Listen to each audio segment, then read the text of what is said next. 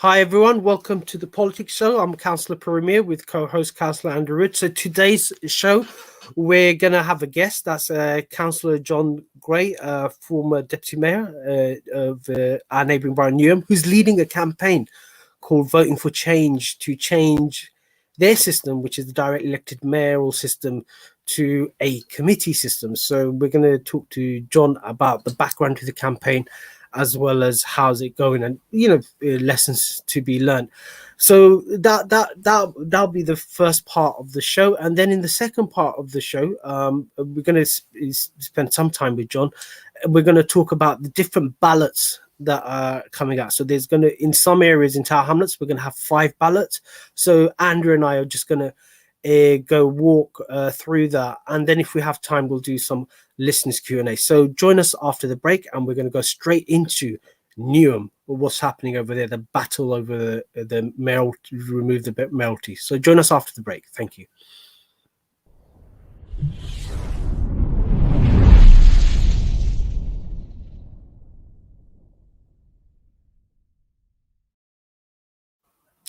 Hi everyone, welcome back to the Politics Show. I'm Councillor Puru with co-host Councillor Andrew Wood. So today we've got a guest, that's Councillor John Gray, who's the former Deputy Mayor of Newham, as well as a long-term councillor, as well as the NEC member of the union Unison. So John's going to join us because there's interesting things happening in Newham, as they are happening in Tower Hamlets, where there's been a decision to change the local government system from a directly elected mayor, just like we have in Tower Hamlets, but they chose a different system, which is a committee model, which is something which me and Andrew tried to campaign on, and we launched a joint petition, and then something strange happened in the council where someone referred to Honolulu and Timbuktu, but I'll let Andrew go into that. But without further ado, John, do you want to just give an introduction to our listeners, just a bit about yourself, and also how you guys in Newham came to this decision of a committee system to replace the mayoral instead of a leader and cabinet? You had a democracy commission, is that correct? But I'll let you introduce yourself first. Yeah, thank you, Puru, and thank you, Andrew, for inviting me and giving me the opportunity to discuss what I think is really, really important in Newham and Tower Hamlets. A little bit about myself, and you have to be careful if you let a politician speak about himself, you never get them to shut up. No, I've been a councillor for the last 11 years. I've been a housing officer in East London for about 27 years. And I spent the first 10 years as a council housing officer for Tower Hamlets Council in Bethnal Green and then in Bow.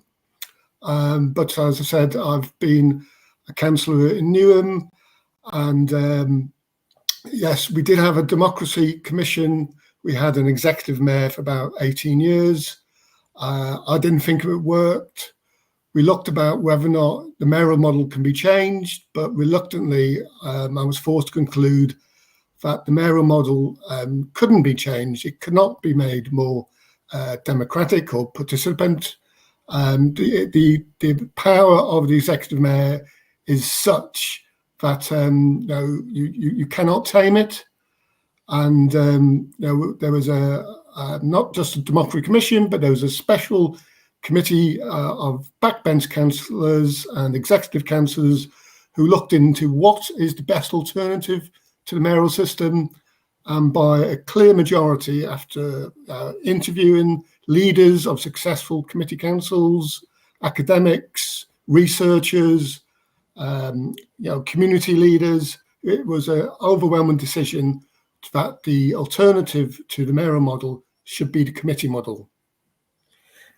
And Andrew, do you want to come into this, because this is totally different from the experience we had in Tower Hamlets, and I know you were talking about referring to the way Newham came to the decision. Yes, I mean, basically what I wanted is for Tower Hamlets was to copy Newham, because I think there's lots of similarities in the issues that we face and how the different models work. And one of the things that always strikes me looking at local government in sort of England or UK more generally is actually how different people end up doing basically the same thing, because basically what we do in Newham what you do in Newham, what we do in Tower Hamlets is basically pretty similar. But how you reach outcomes and make decisions is actually sort of very different. And I did want to copy Newham, not just because I'm in favour of the committee system, but because I think that's it should have been done in a sort of open and transparent manner, and which is why I like the Democracy Commission, and I sort of retweeted some of their content when they were sort of doing that. So it might be quite useful for people in Tower Hamlets to kind of listen to you, John, sort of explain how that process actually for the Democracy Commission, how they gathered their evidence, and how did they sort of interact with civic society. Yeah, there were two sort of investigations. There was the Democracy Commission itself, which was led by a respected academic and a panel of experience of governance people who took evidence, investigated different models, and they came up with some ideas of reform of the mayoral model. But many people, unfortunately, the government regulations on the mayoral model do not allow any meaningful change, because the mayoral model, the mayor reserves the powers, and one mayor may decide, oh, well, I will allow, say, collective voting on executive decisions by the cabinets, but there's nothing stopping a future mayor from grabbing that and taking that away. Yeah. So it's, but there was the second inquiry, which really drilled down into what is the best alternative to the mayoral model. And this did, again, had quite exhausted investigation, and took a lot of evidence from people about what works. Now, no model of government, local or national or regional, is going to be perfect. I think all of us realise this. But if you have a model that wants to empower councillors, so this is the key, your local councillors should be key to not only representing you, but representing your borough. Unfortunately, under the executive mayoral model and also the strong leader in cabinet model, the power of councillors is very, very limited. It's still an important role, but power is concentrated in the hands of a very few. And without repeating a rather sort of famous slogan, we want power for the many rather than the few. And any process that will literally force councillors, instead of bickering and fighting because they've got little to do with executive power, will force them to take responsibilities and actually govern in the interest of the ward and of the borough. Okay, yeah, that's very useful, because I mean that's basically kind of pretty much my views as well. And you kind of did touch on it to some extent. But why did you reject the sort of the leader and cabinet model as well? Because obviously that's the other choice that you've got in your referendum. But that does seem to be the preference here locally for, I wouldn't say everybody yet, because we don't know the outcome of the referendum, but quite a few people are in favour of that model. So why did you sort of not go with the leader and cabinet model as the alternative? Well, I think any alternative to the mayoral model is a better alternative to the mayoral model, but the lead and cabinet is frankly mayor light. Mm-hmm. Now, there's a good thing that the leader can be challenged every year at internal group meetings. However, it's basically executive mayor under a different name. Yeah. And as one former Labour leader of Tower Hamlets said at one of our meetings, basically, and I don't fully accept this, it says the mayoral model is a elected dictatorship, and to an extent, the same for cabinet leader. We want to, as politicians, we talk about democracy, we talk about involving communities, we talk about sort of bottom-up approaches to the way we do things, and the only alternative to the executive mayor power in the hands of a few, is the committee model. And again, in our sort of red sky, blue sky discussions, we may prefer certain hybrid models, say, oh, what about this? What about that? However, the law of the land basically at the moment says you're stuck with 3 different models. So to me and to my colleagues in Newham, the committee model, again, it's not going to be perfect, it's going to be difficult, is by far the best way to get things done in Newham. And I'm not going to say how much you guys can sort yourselves out. It'd be wrong of me to suggest otherwise. Yeah. So one of the things I just want to touch upon is you touched upon it under the Merrill model, and that's something I found is that there was a detachment between the councillors and their wards because all the decisions were taken centrally. So one of the things when I knocked on doors and just speak to residents is, oh, you councillors, you don't have any powers. What's the point of us talking to you? And it's kind of like a vicious cycle in the sense that people get switched off and then the councillors get switched off. And you end up with, and I've seen it in other areas, I'll stay silent about things locally, but you end up with absentee councillors, more or less, who just turn up at elections every 4 years. And the whole modus operandi of councillors seems to be based around the town hall, so like manoeuvring to get onto various placements or SRA positions or etc. But you believe that having a committee model will basically force responsibilities onto councillors. Is that so? When you spoke to councils that had committee models, is that the experience that you had that they said, or what was the feedback from? Was it like councillors more responsive? Yeah, it was so refreshing to hear from experienced politicians from a range of different political backgrounds, Liberal Democrats in Sutton, Labour in Billericay, about doing things differently. And again, we lose. One thing I've noticed just in the 11 years I've been a councillor is every election we lose really good, capable, hard-working councillors because they aren't stretched, they aren't given responsibilities, and they just get up and leave, especially younger ones. Yeah. And also, you can understand if councillors, there are some councillors who get detached, and this is again regardless of political party, and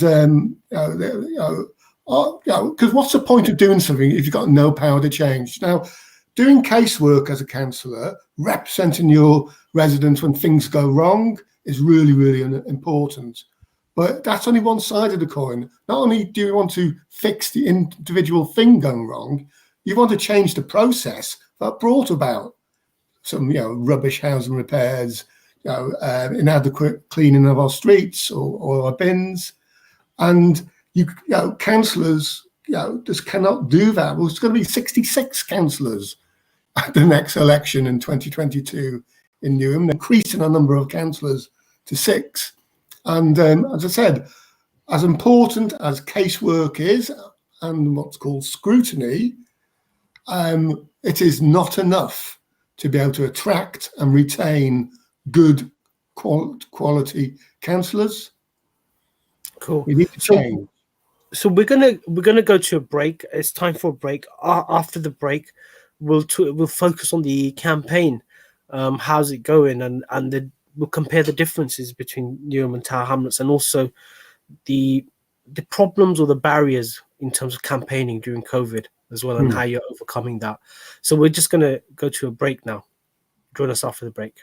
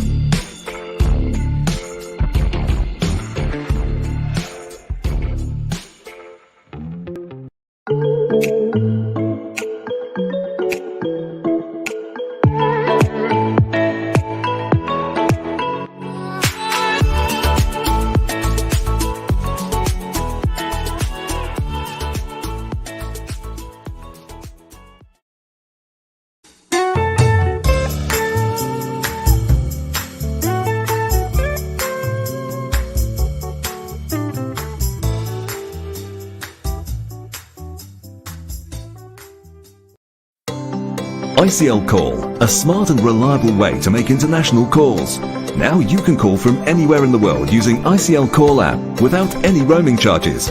You can also use our pinless services, not only in the UK but also from Europe, and call your loved ones abroad with competitive rates. Use ICL Call service from your landline, PC or any mobile phones. Register free on www.iclcall.com and start using the service that suits you.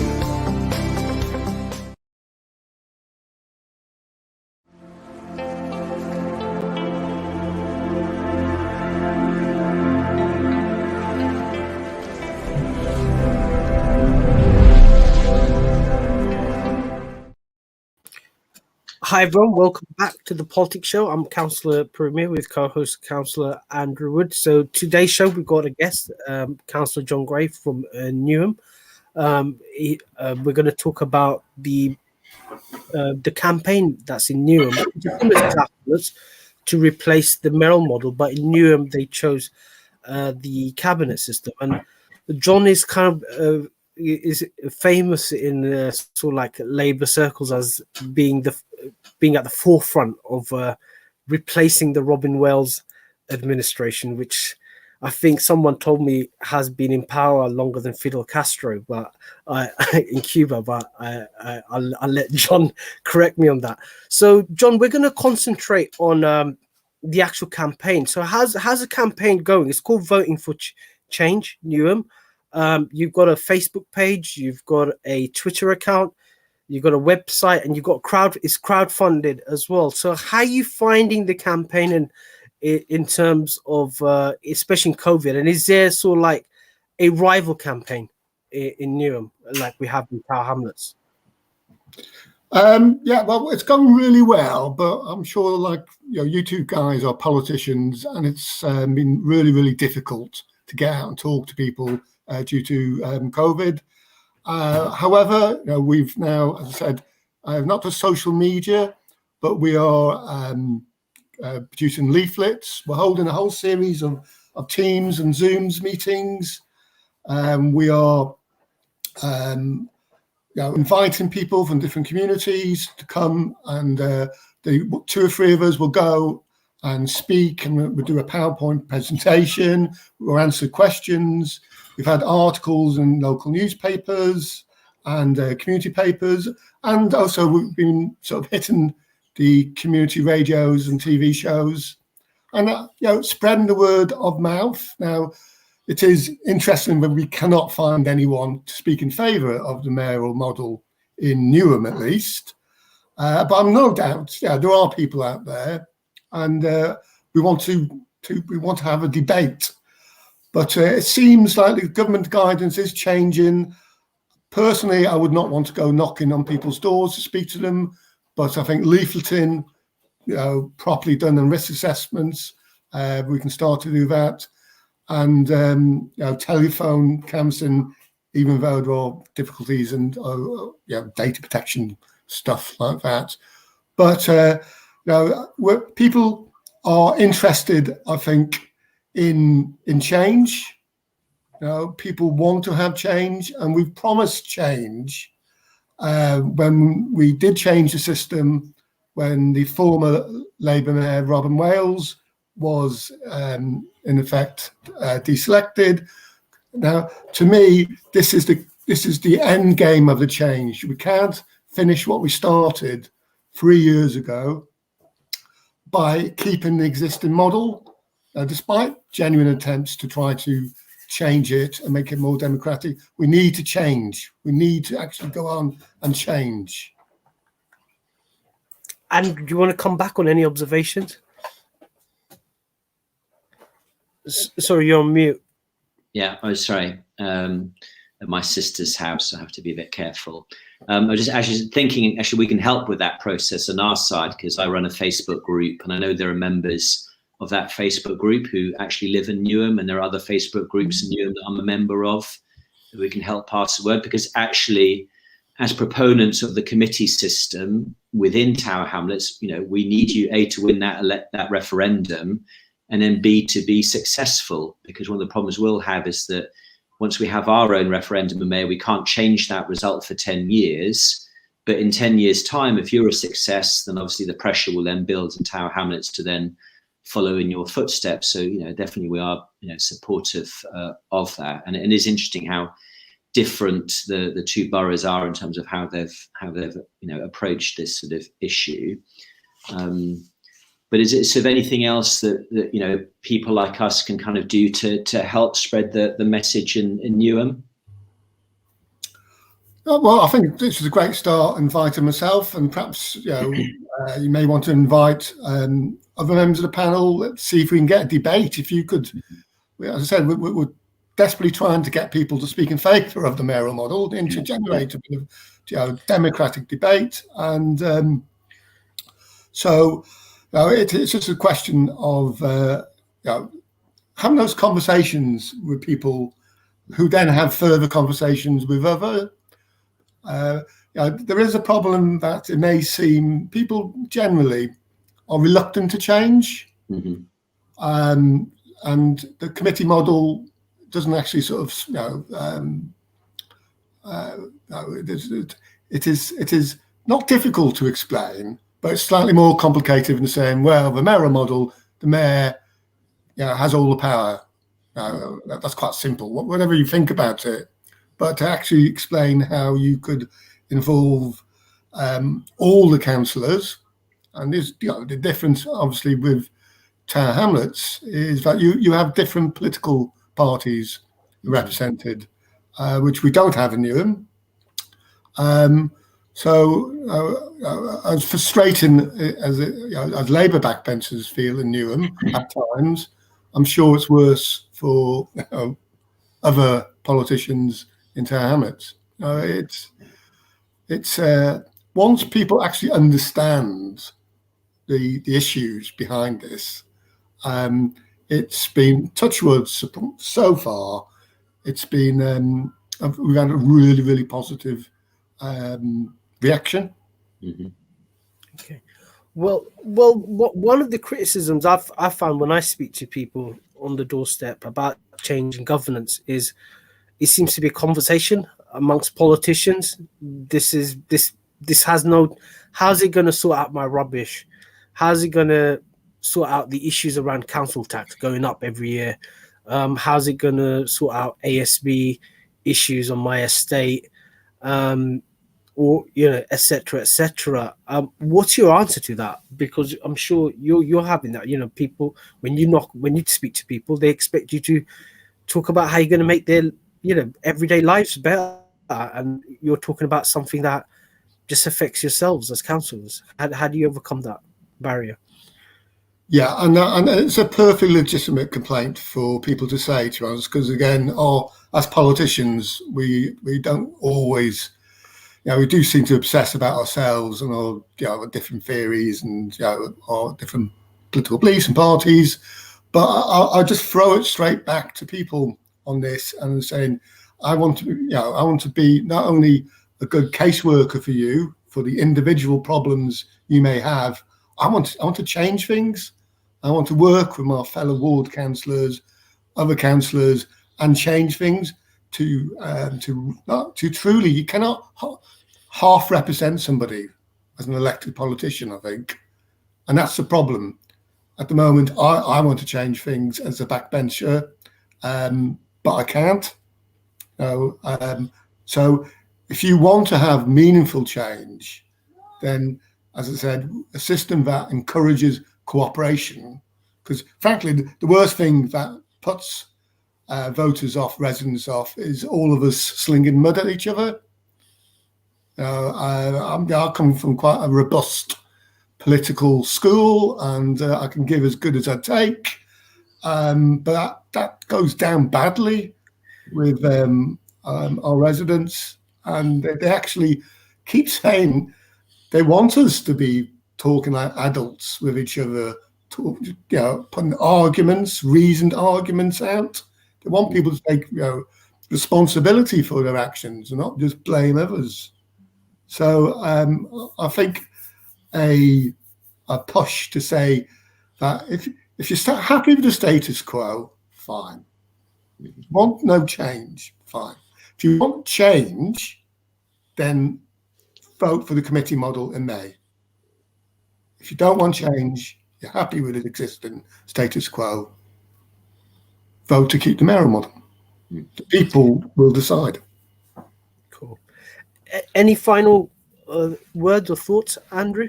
So I guess so. The final sort of question, obviously, assuming you win the referendum, you've still got a year to go under the old system, and obviously there's a lot of work to do in terms of how the committee structures are going to work. So you kind of waiting for the referendum result before you do that work, or is that work already started to think about how it might all work in the future? Well, on our website, we've got a lot of information about alternative models and ideas. To be frank, we've got a battle on our hands at the moment to win. And yeah, on May the 7th, hopefully, if it goes the way that we want to, we will have to bash on and deliver for the following May. So I've got just under 12 months. Yeah. As I said, we don't have to reinvent the wheel. There's a number of successful councils out there who have a committee model, and we will adapt the model we think best suits Newham. Got you. Well, John, if you can't find anyone to debate you in Newham on the mayoral model, you're more than welcome to join a debate in Tower Hamlets. We've got plenty of people in Tower Hamlets who are advocating the mayoral model. It's like the WhatsApp groups. Every day I'm getting sent stuff, I'm getting tagged on Facebook, etc., etc. So feel free, to come along to our show. If Andrew and I do put on a debate, it'd be actually interesting to have all three models there, sort of ish. Yeah. It'd be an interesting debate, sort of, to have proponents of all three models, and then people can make an informed decision, even if those choices are not there in front of them on the ballot paper. In both boroughs, people could actually make an informed choice after hearing the pros and cons of each one. So that's something me and Andrew will think about, but we'll definitely come back to you on it. But But thanks, John, for coming on, and we will put the information out. The videos go out on social media, and we'll put the adjoining information about your campaign. And Andrew's said he'll happy to promote it, and definitely myself as well. But join us after the break, where Andrew and I will go through the ballot papers on the 6th of May. In certain areas in Tower Hamlets, you're going to have 5 ballot papers. So we're just going to run through all 5 ballot papers, so to explain what decisions residents will be making in May. So join us after the break. Okay, thanks for the invite. Yeah, cheers, thanks. I'll leave you to the ballot box. And I'm delighted, or another member of the team, to come and talk about the committee model, pros and cons. Yeah. Definitely. Cool. So we're going to go to a break now. Break. Thank you.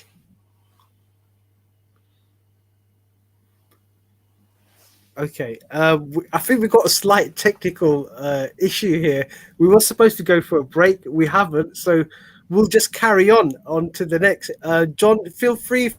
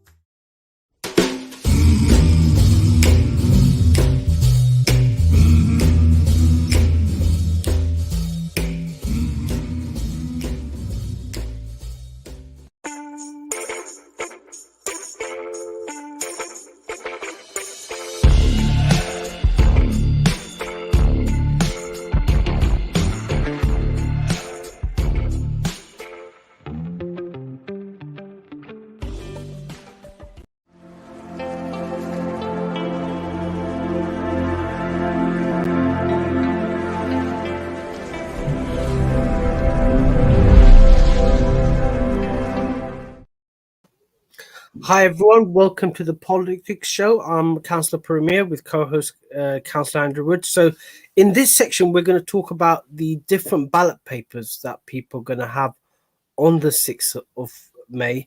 Now, in certain areas, specifically the Isle of Dogs, you're going to have 5 ballot papers. So Andrew, as the Isle of Dogs falls under your remit, do you want to just explain the 5 different choices people will have to make on the 6th of May? And the 5 different ballot papers? Yeah, so hopefully they'll be color coded so you can tell that they're different. So the first 3 are to do with the London elections, which is the ones we already planned to have. And obviously they've been delayed for a year. So Mayor Sadiq Khan has had 5 years as mayor rather than the 4 he should have had. So the first and probably the most important of those 3 ballot papers is the election of the Mayor of London. So basically, do you want Sadiq Khan to continue, or do you want somebody else to be the Mayor of London? Relatively straightforward choice, and the polling would suggest that Sadiq Khan is going to win. The second one is for a London Assembly member for City and East. And as a reminder, there's something called the London Assembly. So basically, it's a group of politicians who are a little bit, their role is a little bit similar to councillors, the role that Councillor Premier and I do, but at a London-wide level. And their job is basically, like our job, is to scrutinise the mayor. And this is where it gets complicated. So there are 2 types of assembly members. There are some assembly members who are linked to a geographic area. So City and East, which is where Tower Hamlets is located, has 1 assembly member, and Umesh Desai has been our assembly member for the last 5 years. And obviously he's campaigning to be re-elected. And again, that's a relatively straightforward choice because you're voting for one person or a party. It's the same thing. The third ballot paper is where it gets slightly more complicated for London. Is there are also assembly members who are London-wide, so they're not sort of linked to one part of London. They're London-wide, and that's basically where you vote for a party. So you don't have. So, for example, Andrew Boff, who I really like, a Conservative assembly member, I can't vote directly for Andrew. I have to vote Conservative for the London list in order to get him, but he's third. So basically, each party has 10 candidates for the London-wide list, and if one political party gets all of these votes, then all 10 of those assembly members will come from that one party. But in reality, what happens? It's sort of ranked, and it's kind of based on proportional representation, and we don't have enough time for me to explain what that's all about. So just quickly in summary, there are 3 ballot papers, 1 for the Mayor of London, simple, do you want Sadiq Khan or somebody else? Second one is, do you want Umesh Desai to continue, or do you want somebody else to be our local assembly member? And the third one is for London-wide. And I would make the controversial suggestion that if you're voting for Mayor Sadiq Khan as the mayor, you might want to vote for a different political party on the London-wide list, because that's the best way of making sure there are enough people like myself and other opposition councillors to hold the mayor to account. And if you want a strong and vigorous opposition, then you should be voting for Liberal Democrat or Conservative or Green or some other party for the London-wide list to ensure there's that maximum possible opposition within the Assembly, because the mayor, as discussing in our last segment, obviously has a lot of powers. So those are the 3 ballot papers for London-wide list, and then there are 2 more. One of which is the mayoral referendum, which again we were just been talking about, and so the 5th one I'll just talk about briefly. It only applies on the Isle of Dogs and only for the southern bit, so the bit south of the Blue Bridge or south of West Ferry Circus, and it's for the Isle of Dogs neighbourhood plan. Whether to approve its use or not in planning applications in the future. And I should disclose I'm a member of that neighbourhood planning forum, and wrote a lot of the neighbourhood plan, maybe not so much the policies because they were done with residents, but kind of all of the backup and the evidence and the supporting documentation was largely written by me. And what it's basically trying to do is to kind of bring in some more controls over development as related to infrastructure and construction management, and various other things that we're trying to do, but it will take too long to explain all of them. But if you just do a search for Isle of Dogs Neighbourhood Planning Forum, you'll find the website. And basically that ballot paper is very simple. It's a yes or no question. It's basically, yes, do you want to adopt the neighbourhood plan? And I hope you vote yes, or no, it's to reject it, which means that residents, so the whole point of neighbourhood planning forum is it's residents who are writing neighbourhood plans and writing policies which are used in planning applications. So I'll stop there and let Councillor Puru go. So obviously I'll disagree with Andrew on the London list. So but that's Andrew's opinion. But I'll just put that there as a caveat. But on the neighbourhood plan, Andrew, you need to have a neighbourhood planning forum to have a neighbourhood plan. Is that so? You have a neighbourhood planning forum in place, and now you've created a plan, and that has to be accepted by the residents to be adopted. Is that, and do residents south of the Blue Bridge have they had a copy of the plan, etc.? Have letters gone out, etc.? Well, so I mean, the leaf again, because the problem of leafleting, the leaflets we've designed, we've shared some of the, what the leaflet designs look like on social media, trying to get people's input. So we have 25,000 leaflets arriving on Thursday. We have 23,000 addresses within the area. So yes, the plan is to leaflet the whole of the area as much as we possibly can, explaining what it's all about. But I guess so. In summary, neighbourhood planning forums are basically groups of residents. We have, got a democratic constitution, and we have public meetings and all that kind of stuff. And we've written a neighbourhood plan as residents of the Isle of Dogs. But for that plan to have full weight, basically voters have to vote on that plan. And if they vote yes, then the plan is adopted and it carries the same weight and law as the Tower Hamlets Council local plan. Or if you vote no, it's rejected, which means that the only planning policies used in the Isle of Dogs are those written by the Mayor of London and by the Mayor of Tower Hamlets and their respective teams. So it's the only way you can have weight is through the referendum. And do you just want to go through the main points, what the difference is between your plan and, say, the Tower Hamlets Council plan, the plan formulated by the Neighbourhood Planning Forum? What are the key differences or benefits to residents? So from a legal point of view, there are no differences because we're not allowed to contradict existing planning policy. All we can do is add new policies in areas not already covered by the local plan. So, for example, we couldn't have a different affordable housing target because that would be a contradiction. So what we've done is we've added extra weight in some areas. So the big issue we have in the Isle of Dogs is infrastructure to support all of this new development. So one of the things that we asked developers to do is to provide an infrastructure impact assessment that basically lays out the impact of their proposal and all the cumulative proposals on, schools, GP surgeries, parks, playgrounds, swimming pools, grocery stores as well, because they're also important infrastructure. The second sets of policies to do with construction management, because it's very poor currently, and we know the council are working on this as well to try and improve this. So there are some rules in there about informing people if there's going to be work done out of hours, because normally the first time people realise that a site has got permission to work out of hours is when on a Saturday afternoon they see work continuing. There are policies about trying to make or encourage developments to be as sustainable as possible.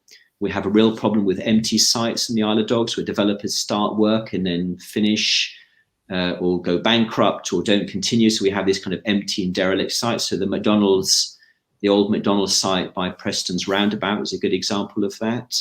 Just, tumbleweed and, trees growing on that site. So what we want developers is to have a plan B, that if they can't go forward, that land is used for some social purpose and something useful rather than just being abandoned. And the last one is to do 3D models. We're a big fan of 3D models, which we talked about last week in terms of the 3D model the council are working on. So like a CGI computer generated image of what Tower Hamlets might look like using this new model. And the last one is kind of further encouragement that if there is an estate regeneration, that there is a ballot in that process. And that was quite a difficult policy to write because, again, laws limit what we can do, but there is a policy to further encourage housing associations to hold a ballot before they knock down people's homes. What about in terms of trees? I know that's become an issue on the Isle of Dogs with trees being felled in marsh wall, etc. Is there some kind of emphasis on protecting trees? Because that seems like becoming a debate, not just in Tower Hamlets, but all over London now, about felling of old trees, etc. Yeah, we had a couple of other policies. We had an air quality policy, which was actually, because we had some technical difficulties, we actually copied another neighbourhood policies from Kensington.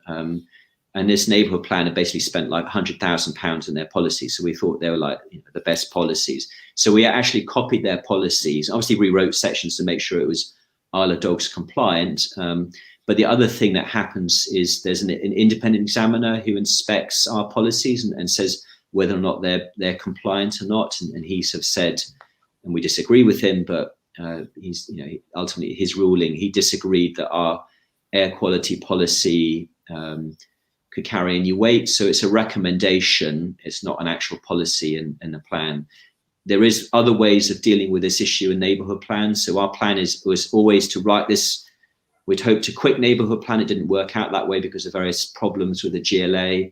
But what we're going to do after this, if the vote is yes, is we're going to write a new neighbourhood plan, which takes the existing neighbourhood plan and then adds more protections for heritage and green assets and the design code as well. So this is kind of the start of a process, not the sort of the end of it, hopefully. Cool. Well, if people want to find out more about this neighborhood plan or the ballot, is there anywhere they could go? Is there like a website or is there a Facebook page? Yeah, so we've got Facebook and Twitter. So if you just Google Isle of Dogs neighborhood plan or neighborhood planning forum, you'll find lots of content. Again, we've had articles in local newspapers. We've done presentations, to architects and developers in forums. So hopefully you'll find quite a history of what we've been doing since we were, approved by the council back in 2016. Cool. So, so guys, if you want more information, if you're living on the Isle of Dogs, you're going to have 5 ballot papers, while the rest of us are going to have 4. So if you want more information, you could go there. But we're going to go straight to a break. After the break, we're going to do a bit of a roundup and possibly some Q&A. So roundup as to some of the issues we talked about in the last show, like the call-ins, and what's happened, and give you the latest as to the cabinet. Some interesting things happened at the cabinet as well. So join us after the break.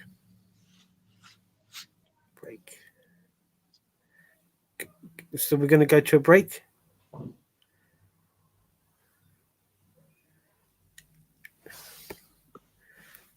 Just waiting for our producer to take us to a break. If not, we could carry on. Andrew,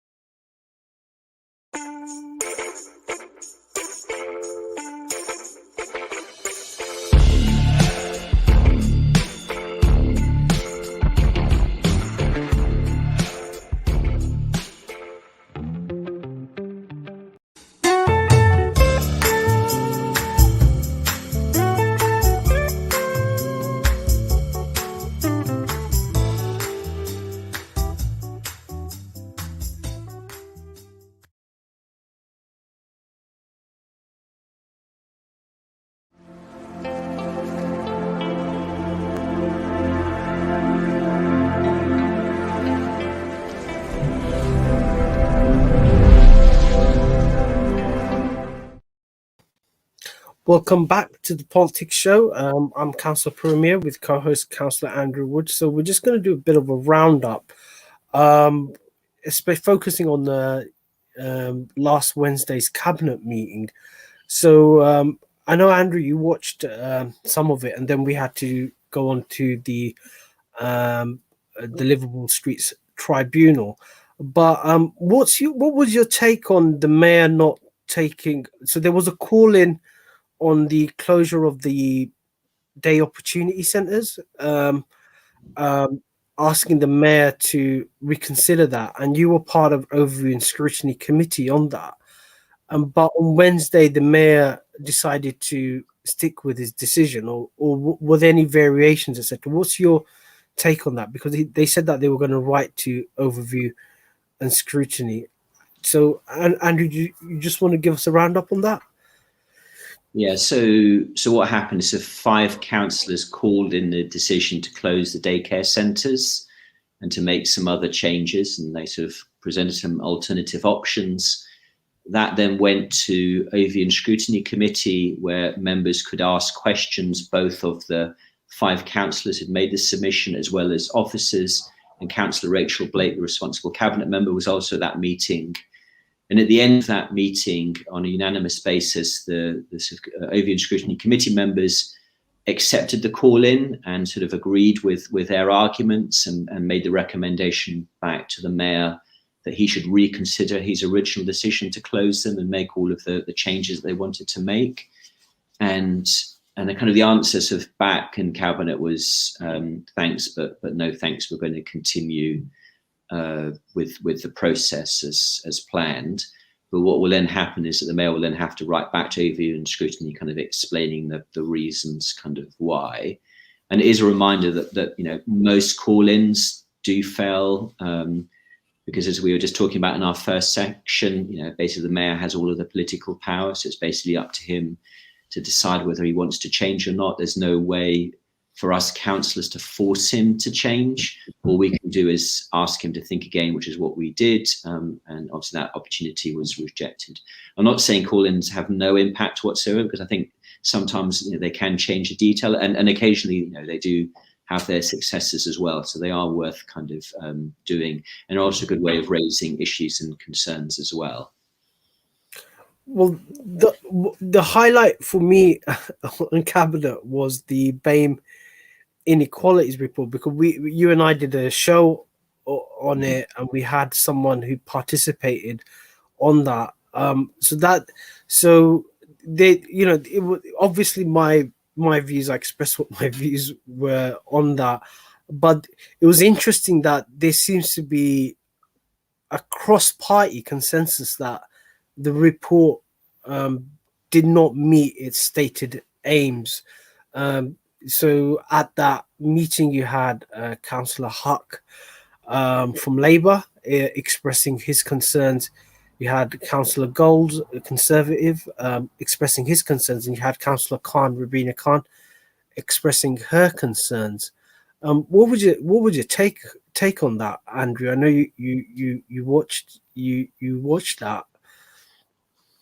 So I guess my main concern is when you read the report, it's 54 pages, 29 sort of recommendations in total. So on the surface, it looks extremely impressive, and clearly a lot of work had been done, and I'm not denying that at all. But the problem with Tower Hamlets is it's just littered with previous reports about we're going to do something. And this is a particular huge issue, but even on the smaller stuff, there are reports which nothing ever happens with them. So my fundamental concern about this report is what happens to it. What are the next steps? So as Overview and Scrutiny, I can ask some questions. I asked some questions about what the budget was for implementation, how this is going to be implemented, and I had some kind of responses back, which weren't terrible. I mean, they weren't bad responses. But my concern, and I think most people's concern, is still what happens 6 months, 12 months, 18 months from now, because the last report we did like this was the Brexit Commission report. Again, a lot of work, and we just don't talk about it anymore, even though Brexit actually happened. And there's almost no reference today to all of the work that was done on the Brexit Commission. And I think that's my concern with this report, is that in 12 months' time we'll be, oh yeah, I remember what happened to that report. And I think that's really the key issue, is what is the next steps on this, and how does it get delivered? And I think that's one of my concerns about the 29 recommendations. There are too many of them, I think. I mean, they're all perfectly valid and worthy. But if you really want to make change, you probably need to focus on 5 or 10 things that you can really do. No, that's it'd be interesting. Obviously, there's a lot of rumbling on it. It'll be interesting to see how um, this develops. Looking forward, is there anything interesting coming up? I know we're into Purda now, and it was interesting, the monitoring officer reminding everyone that we're not allowed to use our platforms as councillors for express political electioneering. Mhm. But is there anything interesting coming up? Any major decisions before we go into election season? We see in the horizon, say in April. No, so I mean, there's not that many council. One of the good things about elections is they tend to sort of move council meetings around to avoid the period. So the last 2 weeks have been lots and lots of council meetings. So I'm quite a bit zoned out from all of them. And there's nothing sort of, there's always major things happening. The school closures happening in the east of the borough. So, it's never a quiet moment. But I think probably one of the critical issues, and I don't think people have thought enough about this.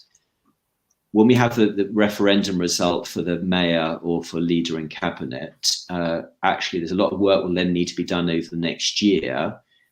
So if the mayoral model wins, then probably not much change, except I can see an argument then. So all of the people who are then proposing proposing leader in cabinet may then want to change the mayoral system before May 2022.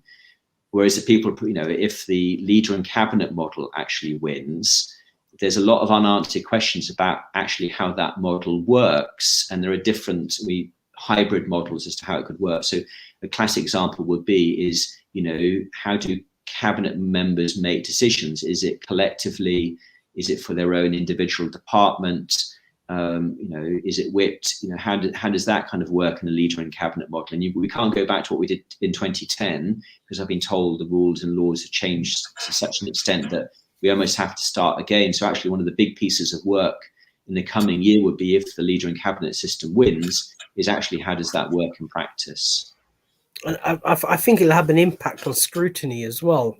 Just looking at scrutiny in leader and cabinet, so like councils, you have much more thematic. Instead of having one overall one, they have sort of like different kind of scrutiny committees. But again, the details have not been thought out. But it'd be interesting. I think the campaign is hotting up. It is getting heated, and we might get both campaigns to go head to head with me and you as referees. But what's your take on? It's sort of like an outside observer. What's your take on the campaigns? They seem, to be honest, it seems like two retired boxers fighting it out. It's sort of like it's one of those kind of. So I've sort of said in public that I haven't picked a side, because actually I haven't decided how I'm going to vote myself. I'm sort of thinking about kind of voting and then scribbling on the bottom of the paper committee system, like the American system, American system, where basically like it's called a write-in. Yeah. Basically, you write on the ballot paper what you actually really want. So I might suggest that to people as an alternative. As long as your cross is clear, if you write somewhere at the bottom, it's not a spoiled ballot paper. But it'd be quite fun to kind of see how many of those that there are. But one of the things I've seen is that there's a lot of misunderstanding about how leader in cabinet works, and people think it's a more perfect system than it really is. And as John said, none of these systems are perfect. And I don't think people have realized the problems with the leader in cabinet model. And there was a reason back in 2010 why, only 40% of voters supported that model back in 2010. So I think a lot of the work over the next month will be reminding people, there are imperfections in all of these models, and not to oversell them. But I mean, the last point is, if we do go for leader in cabinet, there is actually some really good news, which is that we might need more councillors, more people like Councillor Miah and I, because we used to have 50 councillors in Tower Hamlets. And then we went to the mayoral system. The argument was we don't need that many councillors anymore, so we lost 5 councillors. And John was saying they've got 60 councillors in Newham, but actually the populations now are about the same. So we could add, 15 more councillors in Tower Hamlets. I don't think Yeah. we need that many, but that would be one of the other consequences of this is, do we need to do a boundary commission review and have some more councillors if we do go for leader in cabinet? So I think there's a whole wide range of issues I don't think people have thought through yet. No, definitely. I think we need to put the information out. It seems to be a lot of misinformation out there. Like it seems like everything's blamed on the mayor, kind of ish. Even the council tax rise. So someone made the point. Hang on a minute. Don't you councillors vote that through the budget? Like, why is everything the mayor's decision? Yeah. So it seems like there needs to be some kind of platform or information where the information is there and people can make an informed decision. At the moment, it seems like informed information is not being sent there. But we're going to come to the end of the show. We're not going to do a show next Friday. It's Good Friday, and both of us need a holiday, and I think we all need a holiday, kind of ish.